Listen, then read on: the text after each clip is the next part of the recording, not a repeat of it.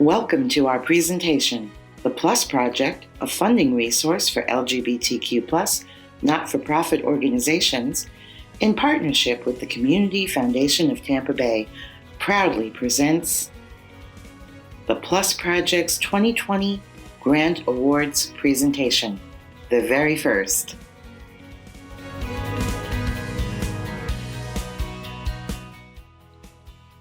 And now, to start us off, Board Chair Larry Biddle.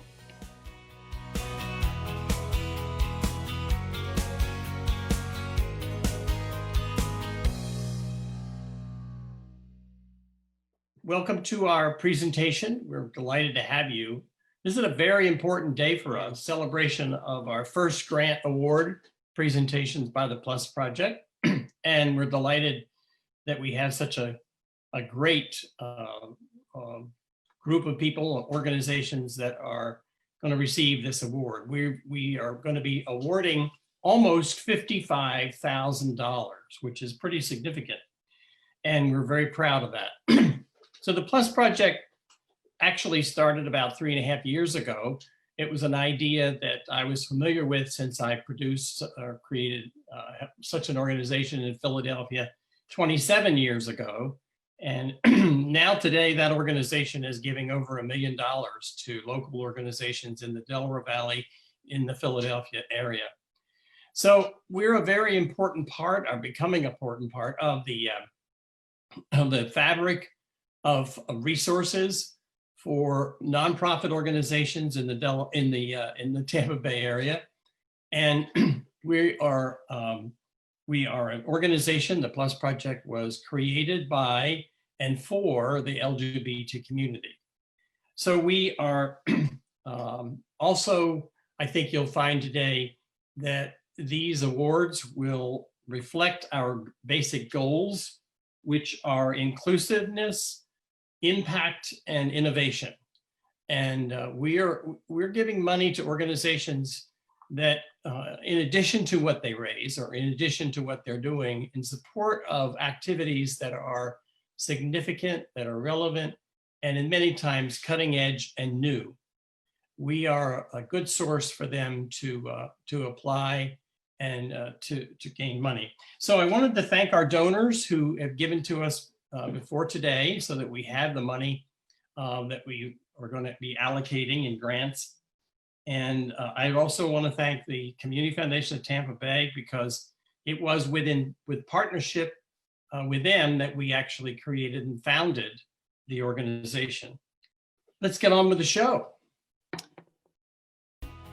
To present our very first grant presentation, here is the Plus Project's Board Vice Chair, Jen Yeagley. Hi, everyone. I hope you can hear me. I'm Jennifer Yeagley. I'm so thrilled that you're all able to join as we make our first inaugural grant awards for the Plus Project. I want to share just a couple of comments about our grants committee, because they have been such a critical part of this process and our capability to award this first round of grants to really deserving organizations in our community. As Larry shared, the Plus Project exists to provide funding to those missions and those organizations that are serving folks in the LGBTQ+ community, and in particular, those individuals who may be particularly marginalized even within that community. So people who are Black and Brown, people who identify as transgender, youth, seniors, and others who maybe aren't always in the forefront or whose voices aren't always amplified. We wanted to make sure that decision makers about who would receive funding reflected those communities. And so I'm very proud to say that our grants committee, who was empowered to make decisions for where this funding would go, in fact, is very representative of the community that we are serving, and does reflect various aspects of intersecting identities to make sure that we really have full representation. The grant committee, in partnership with the Community Foundation, evaluated and scored applications that we received from eligible organizations. And I just want to thank very much the Community Foundation, which helped us organize the whole grant application process to begin with, and hosted us on their website through that application process. and then worked with the grants committee to train them and make sure they had all of the information they needed to score those applications. So our dedicated grants committee did just that in a very impartial way, came out with scores, and then that is how our winners emerged. And the grants committee was empowered to make those decisions. So the board's role was to ensure that, there weren't any issues underlying with the organizations the grants committee selected, which of course there weren't, given that they were vetted on the front end by the community foundation. And as such, our job was to essentially affirm the recommendations of that committee. And so that's what we did, and that's why we're here today. So wanted to share a bit about that. And now it is my absolute pleasure to introduce our first grant recipient, which is Community Tampa Bay's Anytown program. And we are joined by Community Tampa Bay's Executive Director, Tammy Bryant, who's going to share more about the wonderful organization and program and the work that they are doing there. But first, I just want to ask Tammy a couple of questions before she shares more. So Tammy, what does it mean to you in Community Tampa Bay to have a foundation like the Plus Project in our community? Well, first and foremost, I want to say thank you to the Plus program for this amazing opportunity. And also thank you for the opportunity to get interviewed by Jen, one of our prior executive directors, and an amazing human that I am so proud to know, and be able to step into her shoes, the ones that she left me at the Community Tampa Bay. I think that the value in this receiving this grant, and for the value of the Plus Project being here in the Tampa Bay area, is that we're seeing local dollars go to local organizations that put LGBTQ plus issues at the forefront. And so what I really appreciate about the Plus Project is that these are local folks who know who we are as an organization, that they value us as an organization who contributes to the LGBTQ plus community today with our work. And so I'm so grateful for this opportunity. I really feel like you know the needs of our community more than anyone else, and you recognize the value of organizations such as Community Tampa Bay and what we're able to contribute. I also, as an executive director, have to say that I appreciate the seamlessness in terms of the grant application process, that it's a partnership with the Community Foundation of Tampa Bay, and that we are able to kind of easily apply and have a quick decision. As an executive director who's always looking for dollars to support our mission, it goes to the core of what we do to make sure that we are able to have that funding quickly and be able to implement those dollars quickly. Awesome. Tammy, thanks. Just another, quick question for you. What are you excited about accomplishing with Plus Project funds? Absolutely. So I'm gonna answer that question with a story. So as the pandemic had begun to close down schools and to change the way that we were offering our services as Community Tampa Bay, what we realized really quickly is that our youth, particularly those that come from LGBTQ background, I'm struggling, that they are really, that they're really finding a need for community. And so we were able to create some virtual programming to create that space and ensure that folks feel safe, recognizing sometimes that they're in homes that share, or that even within spaces of their own families that don't recognize their identities.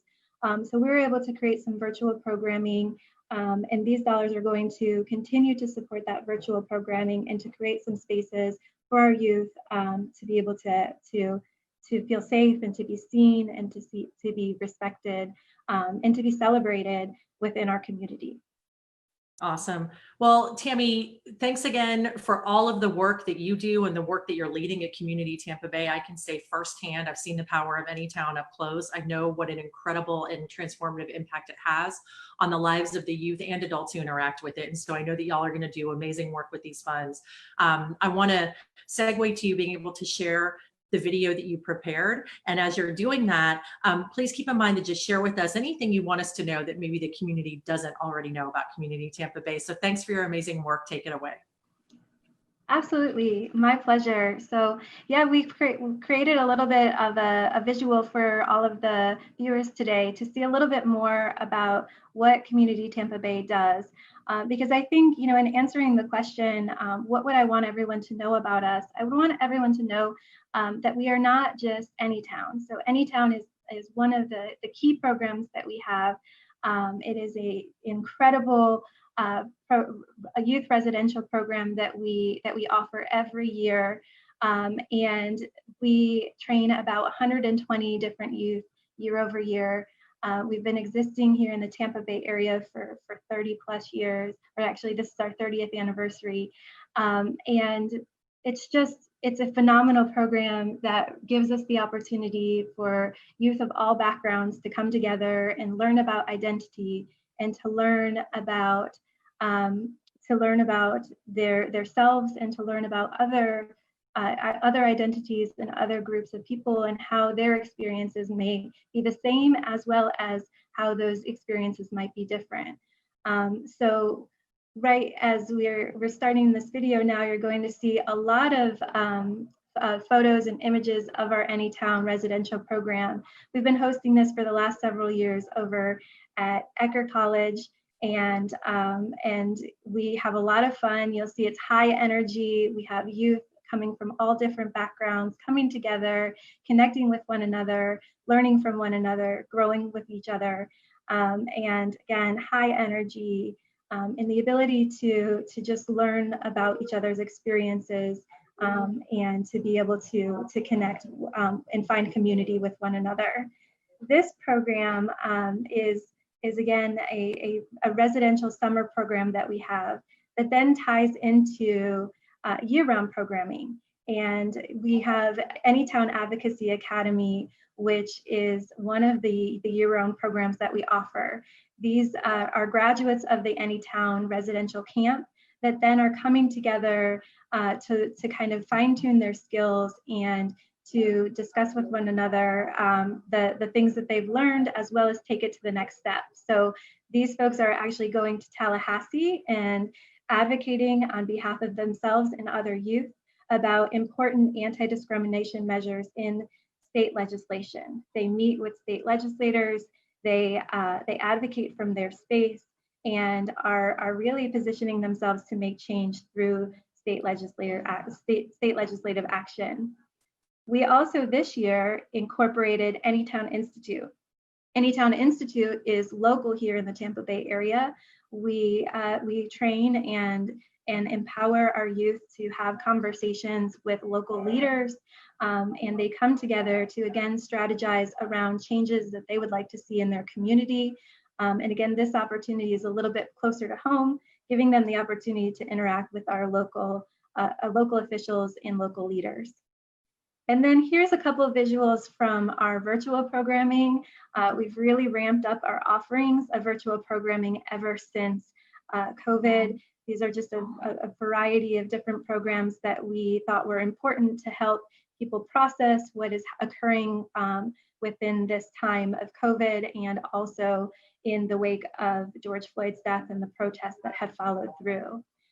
Community Circle being this last image that you have here, again, has been an opportunity for our youth to come together and have that safe space, that place that they know that they can turn to day in and day out, that sees them, that recognizes them for who they are, and empowers them and celebrates the differences that they bring to the table. So we're very grateful to be a recipient of a Project Plus grant, and we cannot wait to be able to spend these dollars continuing our mission of realizing an organization or realizing a community that's free from all forms of discrimination. Thank you. Thank you so much, Tammy. Thank you to Tammy and Jen, and congratulations to the community, Tampa Bay, and the Anytown program. To make the next grant presentation, let's bring back Board Chair Larry Biddle. Okay, our next grant recipient is Metro Inclusive Health, and we're here with James Keene, who is the Director of Development and Fundraising at that organization. And so tell us what your grant is going to fund and how it's going to be spent.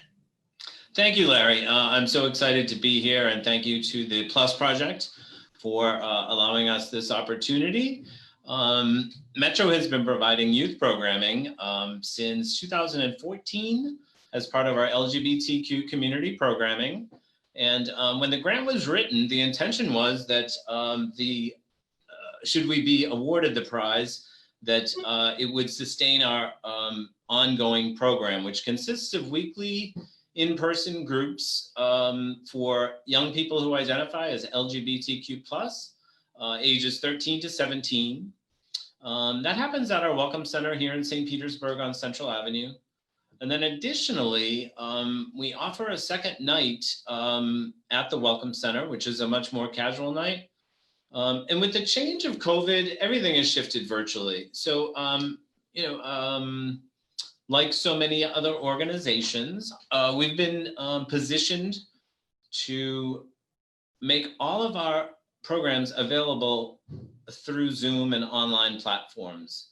And specifically these dollars that have been awarded by the Plus Project will be critical in helping us with our second week of summer camp. So we'll get into more of that with a video presentation. But as part of our weekly drop-ins and now our weekly virtuals, any participant of our youth programming is also able to access at no cost mental health and behavioral health counseling, should that be something that the young person or the family is interested in pursuing. Recognizing that it's not just the journey of a young person, but it really is a family journey, discovering and exploring identities and sexualities. So we're just thrilled to be able to be in the position to apply for this grant. So James, how many people, young people, will probably benefit from this program? Yes, thank you. So last year, and pulling from our annual report, we touched the lives of individuals 13 to 24. The number of individuals in 2019 was over 2,700 individuals. Our youth programming we have multi-facets. And the facet that we've written this grant for is for the 13 to 17-year-old age demographic. And we anticipate this year touching the lives of 12 to 1,500 individuals who identify as LGBTQ+ and are of the ages 13 to 17. It's a great program, and I've seen firsthand the Welcome Center's great contribution for those young people. They love it, they are there, and they enjoy it. So we're happy to support you as we can. Well, thank you, Larry. And the Welcome Center is wonderful. It's a great asset for us here in St. Petersburg. We couldn't be more thrilled as an organization with our expansion in Tampa at the German American Club. We'll really bring life into that area of Ybor City. The facility, the German Club, is on 8 different bus routes, making access to healthcare for folks who are challenged with transportation. And the club is located in a community that is predominantly of color. So again, access to healthcare and community programming where it's lacking. So we're thrilled at that expansion over in Tampa. Looking forward to the beginning of 2021 to move in. That's great. Hope we're not in the middle of this pandemic anymore. We can hope. So you have a video to show us about illustrates your program? Yes, we do. So the programming team consists of Cole Faust, who's the program manager, and then he's really blessed to work with such wonderful and compassionate individuals. And if it's not for our facilitators, the program can really be flat. So Hannah Powell and Emma McDessie worked so closely and continue to work closely on the program that they've put together a little compilation from summer camps past and some past events to bring some little excitement. So I hope you all enjoy what we've put together. Hi, I'm Hannah Powell. I use she, her, and they, them pronouns. And I'm Emma McDessie. I use she, her, or they, them pronouns. And we're LGBTQ+ program specialists with Metro Inclusive Health. Metro Inclusive Health is an LGBTQ+ nonprofit and healthcare organization based out of Tampa Bay, Florida. We offer free community programs for LGBTQ+ youth and young adults, which include weekly peer support groups and social programs, alongside special events like LGBT Summer Camp and our annual Youth Summit. Our inclusive community programs are affirming spaces where LGBT teens can connect with others, share their stories and experiences, celebrate their identity, and get connected to important resources including healthcare and counseling. The Plus Project Award will allow us to not only continue to expand our youth programs, but ensure that we can continue to provide quality programming.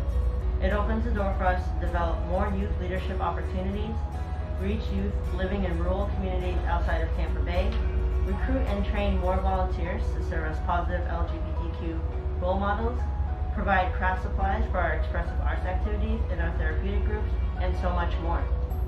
LGBT youth programs are important because queer teenagers are not always supported at home and face unique obstacles in their personal life, school, and workplaces, such as discrimination, isolation, and a lack of acceptance. Our programs exist to show them that they are not alone. According to a 2019 program survey, 100% of participating youth reported an increase in self-confidence after attending our programs.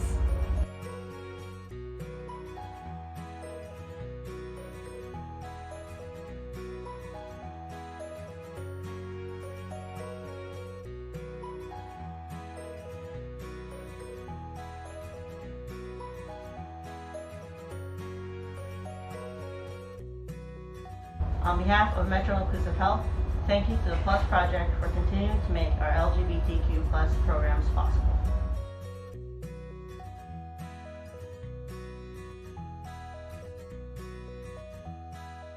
Thank you so much, James and Larry. And congratulations to Metro Inclusive Health and their youth programming. The next grant presentation will be made by board member Nick Corris.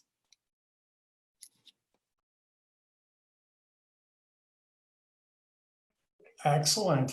Hey, Hal. Hey, how's it going? It's going really well. My gosh, I really enjoyed our conversation yesterday. You and I got acquainted, and I'm just delighted with your winning this grant. And certainly the history we share with Equality Florida was very interesting as well. So we got a chance to get to know each other. And you're a grant writer with the Equality Florida Institute. And you started as a volunteer. So yes. Tell me a little bit about that passion, and tell me a little bit about the Safe and Healthy Schools program. You threw out some statistics yesterday that really made me stop and think that 18% of LGBTQ, or students surveyed, 18% are LGBTQ identified.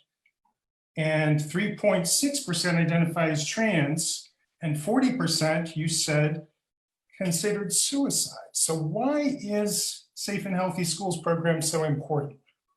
Absolutely. After hearing statistics like that. Yeah. Well, so like you said, we know that LGBTQ students comprise about 18% of our student population statewide, and transgender students 3.6%. And unfortunately, due to stigma, lack of support, these youth faced increased isolation, heightened risk of abuse, lowered school achievement, and even, like you said, elevated risk for suicide. You know, these are really sobering data points, you know, that reflect the real lived realities of so many youth across Florida and across the world. And, you know, for West Florida, we know that there are tens of thousands of children who are in desperate need of support and safety and advocacy. And we know that one of the proven key ways to improve the health and well-being of LGBTQ+ children is to ensure that they have the support, care, and safety that they need in schools. So that's why we work to train tens of thousands of school principals, administrators, psychologists, counselors, teachers, and so many more that work with LGBTQ students in nationally recognized best practices, policies, and strategies that we know work for supporting LGBTQ+ youth and improving their lives. So this is for, and that's amazing. That's a lot. And we talked yesterday a little bit about sort of all of the school districts, and it's 3 counties that this program is part of. Can you talk about some of the focus and priority areas and some of the partnerships that you have in place so that you can touch all of these student lives in the 3-county area, which includes Pasco, Pinellas, and Hillsborough? Absolutely. So training is really core to our program, ensuring that folks have the tools in their toolbox, so that there aren't questions that go unanswered, that folks who work with children know the best ways and the strategies to best assist and support them, and to work towards the improvement of mental and physical health of LGBTQ plus youth. We also work really closely hand in hand with school districts on policy development and implementation, and individualize that for each school district to ensure that they have the individualized best practices to be able to meet the needs of their students. We actually recently worked with one of our close partners, Glisten Tampa Bay, to put into place an LGBTQ critical support guide, which specifically lays out district-specific best practices, guidelines, and policies concerning LGBTQ plus students. So, that's just one element of success. We also work really closely to support gender and sexuality alliances, GSAs, which are LGBTQ plus student and ally clubs within schools. And we work with these to increase youth leadership, youth empowerment, resourcing, and we're really working to lift up youth so that they can be the change makers in their schools and communities. That is amazing. What a heavy lift that is, but so needed. I think you have a video for us. Am I right about that? Yes. Before we get to that video, can I ask you one more question? Absolutely. You're doing so much work, but I'm wondering, as a layperson without kids in a school district, for example, what can I be doing? What can we be doing to support this great work besides a grant? What could we be doing? And congratulations on that grant, but what can we be doing to support this? Well, grants and funding support are, of course, always appreciated. So thank you very much. We're really excited about joining this partnership with the Plus Project. In addition to that, what I will always advocate for is education. Education. We're the Safe and Healthy Schools Department. So that's, of course, core to our mission. I really invite everyone here to visit our website, equalityflorida.org, to find resources and materials on how you can become more educated on the needs and experiences and lived realities of LGBTQ plus youth. I also advocate for raising awareness about these experiences and the strategies to support young people. And if you do have a young person in your life, or you maybe have friends who are parents, in your life, be a friend to that young person. Listen to their experiences and their needs and support them for who they are, not in spite of who they are, but for who they are, and celebrate that with them. You mentioned something yesterday, which really struck a chord. You asked me a question, who do LGBTQ youth come out to first? And It's not family, it's teachers. Exactly. And principals and folks at school because of that trust and safety. So exactly. That was, yeah. Mm-hmm. No, working to improve those safeties and those connections, particularly for our students, for our youth who may not have a safe space or a safe relationship with their family, ensuring that they have that space within their educational institutions is vital and truly can save lives. That's wonderful to hear. So are you ready to show the video? Absolutely. So this video highlights Dee Palazzo, who is our rockstar statewide Safe and Healthy Schools Director, and she'll be sharing a few words about the importance of supporting LGBTQ plus young people. The challenge with this group of young people, and there's so many marginalized young people, not just LGBTQ, but the challenge with this group of young people is that they're struggling in three areas. They're struggling at home, with many family members that still have tension and conflict over their identity. They're struggling in their faith-based communities, where many places still say it's not okay to be gay. And they're struggling too in the community at large. There's often not safe spaces for them. There's not drop-in centers for them in many places in Florida. So the only place that they can feel safe and thrive, and then obviously get good grades and graduate, is school. And we know school is still not safe places for our young people, even though it is getting better. But we gotta take care of this group of young people on our own because we love them, we value them, and we take care of all kids.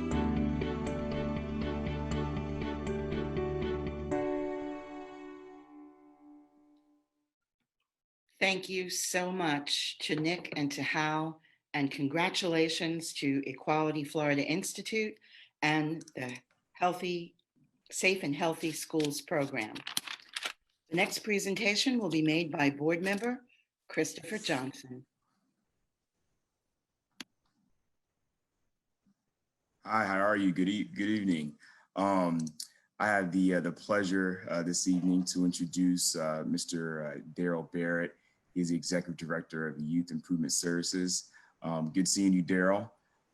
Daryl has over 15 years of experience working with youth in educational, residential, and community settings.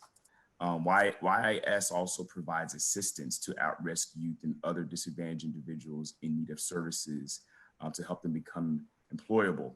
My name is Daryl Barrett. I'm the Executive Director for Youth Improvement Services. So Youth Improvement Services was founded in 2018 in response to the social and economic issues that result in youth homelessness and youth crime. Our research shows that 40% of the homeless youth population identifies as LGBTQ+. We started in Mississippi, and we recently opened a satellite office in the Tampa Bay area. And when the COVID-19 pandemic hit in March, we realized that there were not many resources for housing for LGBTQ youth in the Tampa Bay area. So we decided to do some research, and we learned about the opportunity with the Plus Project, and we went ahead and applied for the grant. So I want to take this opportunity to say a huge thank you to the donors, the board of the Plus Project, and the grant committees for selecting us for an award. So Daryl, you were when we spoke before, I know the project that you applied for funding for was entitled the LGBTQ plus Emergency Assistance Program. Can you expand upon that a little bit for me? I mean, I'm familiar with it, but certainly our viewers today might want to learn about that. Absolutely. So during the COVID-19 pandemic, we have received referrals from organizations because I've been doing a lot of community outreach, and a clinician referred a young person to us who identifies as transgender, and we tried to connect with the local organizations, Metro Inclusive, Family Resources, Ready for Life, and we were trying to find placement for this young person. And we realized that while programs are available, housing was not available.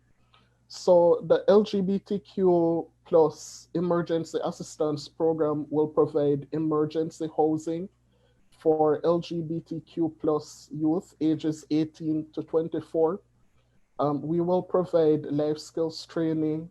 We will provide assistance to them with getting a job.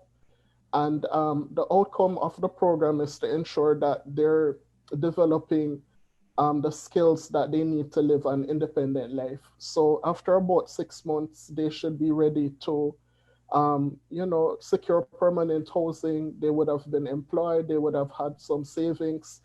And we realized that a village approach is essential to make this happen. So we will be reaching out to additional organizations. We're already in touch with Cole at Metro Inclusive.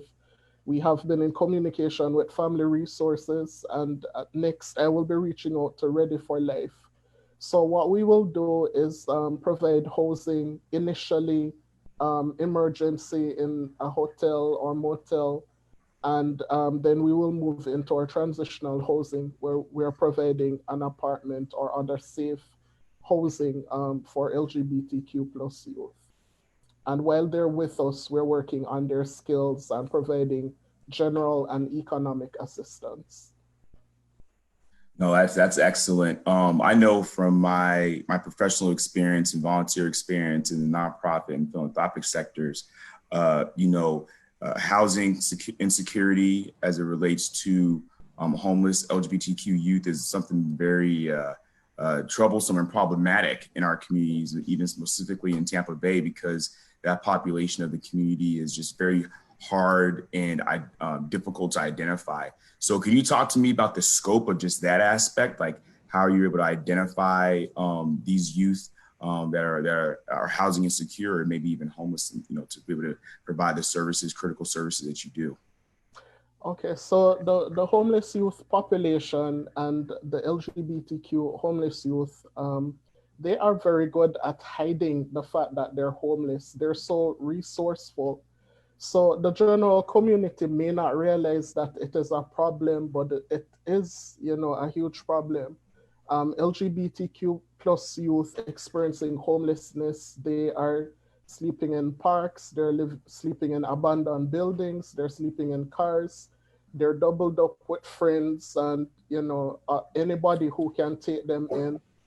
They are trafficking themselves, trying to, find somewhere to live and doing things that they would not usually do under regular circumstances. So we know that it is a problem because we have been talking to other organizations that work with that population. Family Resources has an outreach program, outreach program. The Housing Leadership Alliance in Pinellas County has a street outreach program as well. And I've also been in touch with the Tampa Hillsborough Housing Initiative, and they've all confirmed that youth homelessness is a challenge. But like I mentioned before, the young people are good at hiding, the fact that they're homeless. That does not mean that there doesn't need to be a solution. It means that we have to try a bit harder to reach them. There's also an issue of them trusting providers and social services in general. So we will be working with these other organizations to, to make a difference in the lives of these homeless youth. And again, partnerships are essential with this project. That's excellent. No, I admire your ability and desire to leverage your community relationships and other organizations that are working in the space similar to yourself as well. Certainly for that collective impact, if you will, and also for raising awareness. So that's excellent. Keep up the good fight. And my friend, I'm very, as I told you before, I admire the great work that your organization is doing. And having, founded a nonprofit myself, many years ago, and being the first executive director, such as yourself, I really admire what you're doing. And it's not easy. I know it's not, but it's an honor to be able to know you and your staff and to be able to provide a little bit of support to you at this time. Looking forward to staying connected to you. So at this time, we can go to your video, right? Absolutely. All right. I prepared a video which provides an overview of our program, what we do. So take it away, please. Youth Improvement Services is a 501c3 nonprofit organization providing safe and stable housing, life skills training, leadership development, and after-school enrichment activities for at-risk and homeless youth. Youth Improvement Services was created in direct response to the inequality and social injustice issues that result in youth homelessness, housing instability, youth crime, and hopelessness. We offer at-risk youth the opportunity to make a dramatic change in their lives. Our trauma-informed programs are positioned to be most accessible to young people who would otherwise be swept into the criminal justice system or be affected by chronic homelessness due to a lack of opportunities. We focus on LGBTQ youth, youth of color, and immigrant youth. If you know someone who is in need of our assistance, please encourage them to visit our website at www.youthimprovement.org or send us an email at info@youthimprovement.org or give us a phone call at 601-308-3043. We're here to help you. That was amazing. Thank you so much to Daryl and Chris, and congratulations to Youth Improvement Services. The next presentation will be made by board member Joan Grossman. Pretty amazing, all of the agencies in our community that meets the needs of LGBTQ people. This next award recipient serves the older population in our area. And the recipient is Susan Talbot. and she represents Epic Generations, which is part of the Empath Health Program.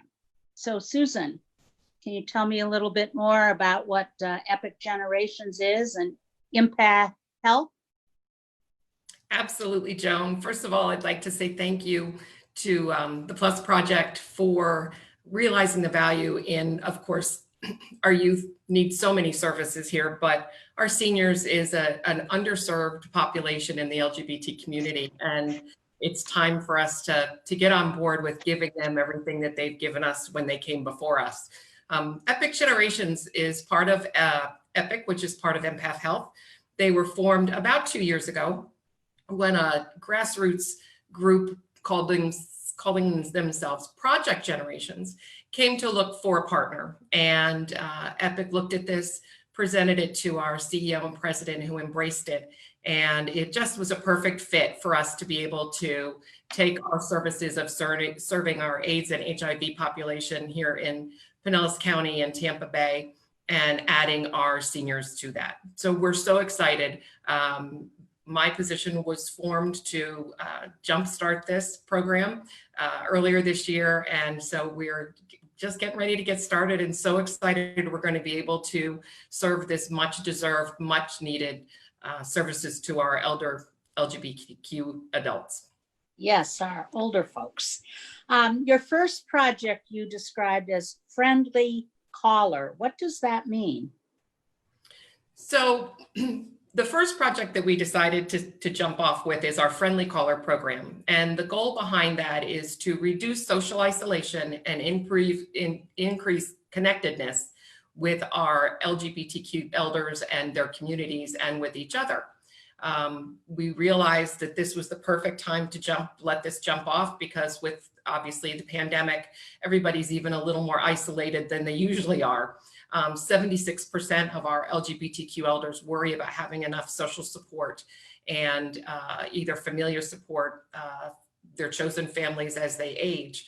So this is just an opportunity to connect those who may be a little socially isolated, and you know that affects your mental well-being, your physical well-being, your overall state of mind. So what we do is pair a volunteer with what we're calling our elder friends at home for conversations a couple of times a week, casual calls. They can make it as long or as short as they want to. We're asking for a 4-month commitment on the part of our volunteers. And we're just really excited to get going. This 2020 will be our pilot year. So we're looking to serve, we're hoping about 90 adults. So we'll see where that goes. But our Plus Project monies, this beautiful award that we've gotten, is going to help us get our volunteer program really off the ground, funding, recruitment, onboarding. And so, so we're really grateful and very thankful for the Plus Project. We're excited too about that. There are many older people who have maybe not come out to their families, loved ones, to their doctors, or to their lawyers, and they need to make sure that their affairs are as they would like them. So this project will help people to open up, and you can suggest or provide resources for them. Is that correct? Absolutely, Joan. And that's one of the pieces that we're so proud of with the Friendly Caller program, is that not only will they be able to have that social connection that we need so desperately, but with that social isolation, the challenges sometimes can be getting back out into the community or having access to those providers. So we have built into our program an opportunity to provide them with resources with friendly, LGBTQ friendly providers, whether it be healthcare providers, elder law attorneys, transportation. We'll just see kind of how that goes, but we're in the midst of putting together a category,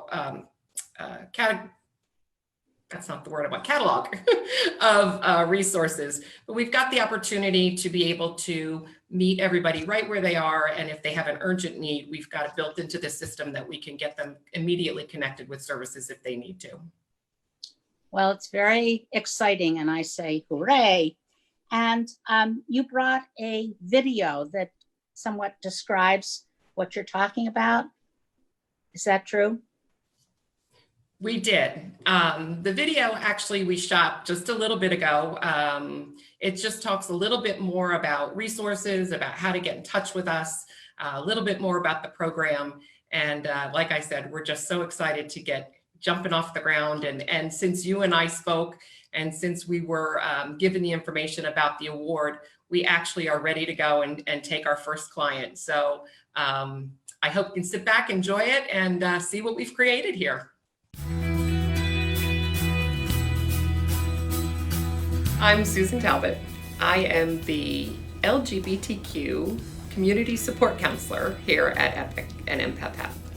Empath Health is 100% committed to the Friendly Caller Project and with EPIC Generations, but we are also funded in part by the Plus Project, which is in partnership with the Community Foundation of Tampa Bay. The monies that we've received from that grant from the Plus Project will mostly be marked for our volunteer side of the program. It's going to be for background checks, recruiting, onboarding, and training. We're really fortunate at Empath Health and here at EPIC because we've got such an amazing volunteer program already in place. So we've got great resources to pull from. So we'll be ready when our participants are ready. The Friendly Caller program it's a telephone-based program. So what we do with that is we match our participants, or what as we call our friends at home, with a volunteer. We can do Zoom calling. It's a minimum of 2 phone calls a week for about 10 minutes. And it's just completely social, just an opportunity to decrease some of that social isolation and increase some connectivity among our older LGBTQ elders and the volunteers. Keep them connected with other people, keep them connected with their community. We're going to start in the Gulfport area and the South St. Pete area because that's where we feel that right now, based on demographics, that's probably our biggest area of need. And then we'll spread farther into Pinellas, up into Pasco, and over to Hillsborough. Originally, what we're going to plan to do is we're going to do some support groups. The first 2 are grief support and caregiver support, because those are probably the 2 biggest areas that are widespread that will be able to meet the most need. We're going to do some mentoring. Our older adults are going to mentor our youth, which we're really excited about, some intergenerational opportunities for them. We're also building a program where we're going to be able to take cultural competency into our organizations and our community and make sure that they're ready for those LGBTQ folks who are starting to age out, who may not be able to stay in their homes any longer, and be able to make sure that their culture at the facilities and in the organizations are ready for our older adults to be accepted and loved. 76% of our LGBTQ elders voice concern over having enough familial or social support as they age. LGBT elders are 2 times more likely to age without a partner or live at home alone. Many of the elders from this generation don't have children or grandchildren to support them. Many of the elders of this generation were estranged from their family years ago. So a lot of them have what we call chosen families, and their chosen families many times are just as elderly as they are. So really it's a matter of trying to reach out to them and just make sure that they stay connected and not socially isolated. The other probably really big issue is living with someone with dementia. So if you're a caregiver for someone with dementia and you're already marginally socially isolated or not connected, then your concerns of remaining mental illness, physical illnesses are so much higher. Let's say you had a neighbor or a relative that you thought could benefit from the Friendly Caller program.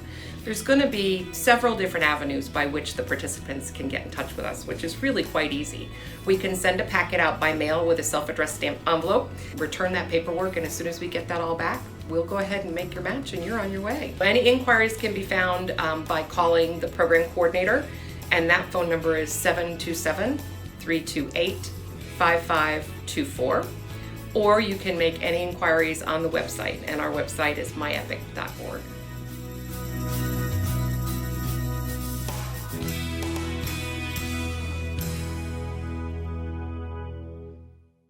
Thank you so much to Susan and Joan, and congratulations to Empath Health and EPIC Generations.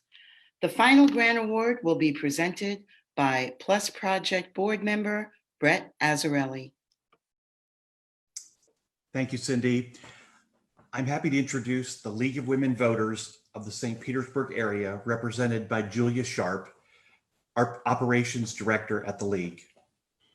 Julia, on behalf of the Plus Project Board and the Grants Committee, I want to congratulate you and the League on receiving one of the Plus Project's initial grants to support your Equality Voters initiative.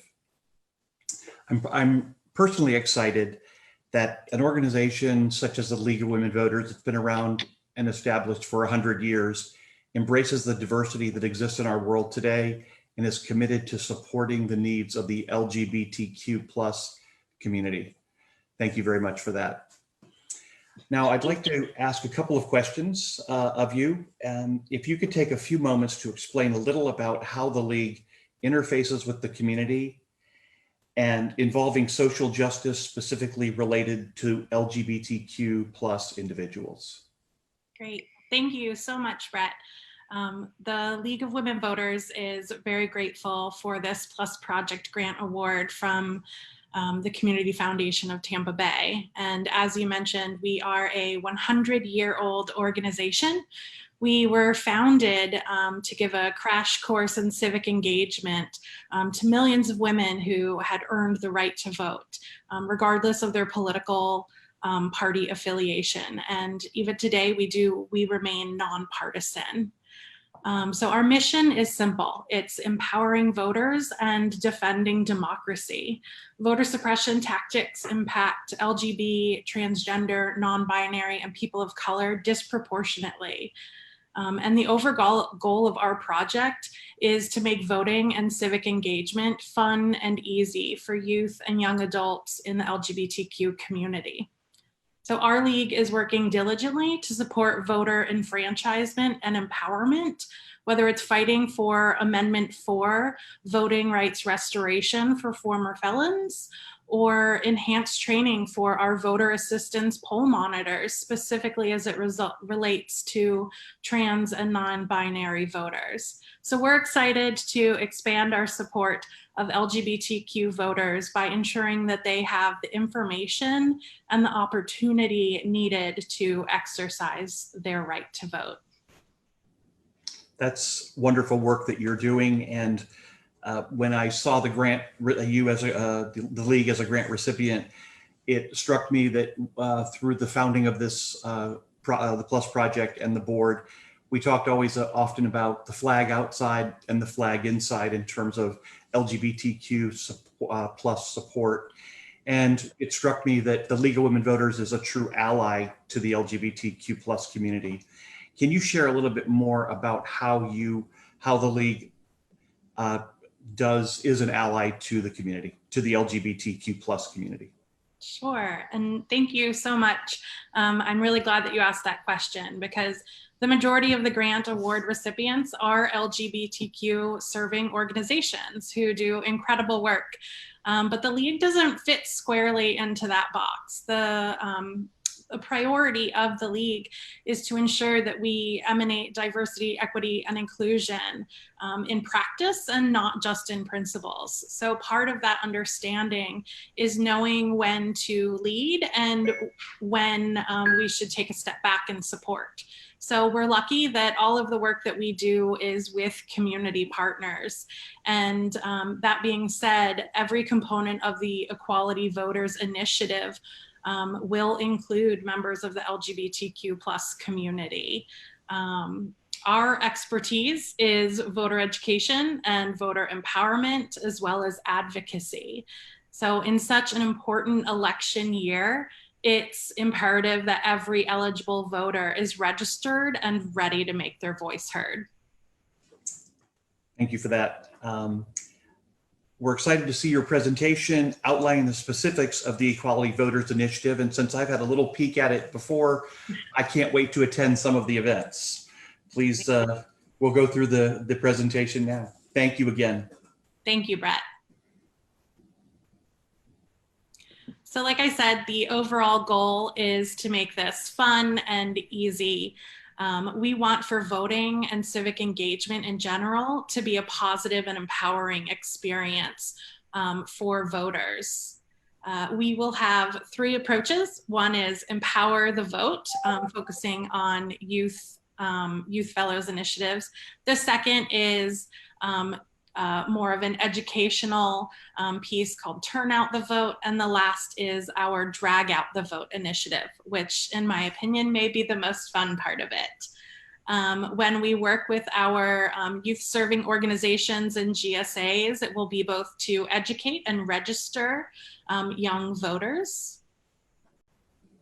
And in part of our campaign, we are looking to have a mural installed. So that will kind of focus on voting, democracy, diversity, whether that's racial or size, in diversity in many ways. The Turn Out the Vote campaign is really about supporting voters, making sure that they have the information that they need in order to vote safely every time. And then this last piece under Drag Out the Vote, we will be hiring drag performers here locally to perform their Hocus Pocus show during early voting in late October. So that will be fun. We're hoping to do that in person, and we'll see if that is something that we're able to do depending on coronavirus. So thank you very much to the Plus Project and to the Community Foundation of Tampa Bay. The League is very grateful to be able to move this project forward. Thank you to Julia and Brett. And that does conclude the presentation portion of our show. We do have a few thank yous to make before we bring everyone back on screen. Special thanks from the Plus Project to our inaugural board members who, though they weren't here, were a huge part of making today possible. We also would like to thank the Community Foundation of Tampa Bay, people that we work with, Denise Boyle, Jessica Seitz, Wilma Norton. They've been indispensable to us and we thank them very, very much. We also want to give special thanks to the Plus Project Grants Committee, whose tireless work helped us make these amazing choices today. For more information on the Plus Project or to donate, please go to theplusproject.org, and you can find us on Facebook as well. Now we're going to bring back everyone on screen so that we can say goodbye and go out so that everyone can see the face of community.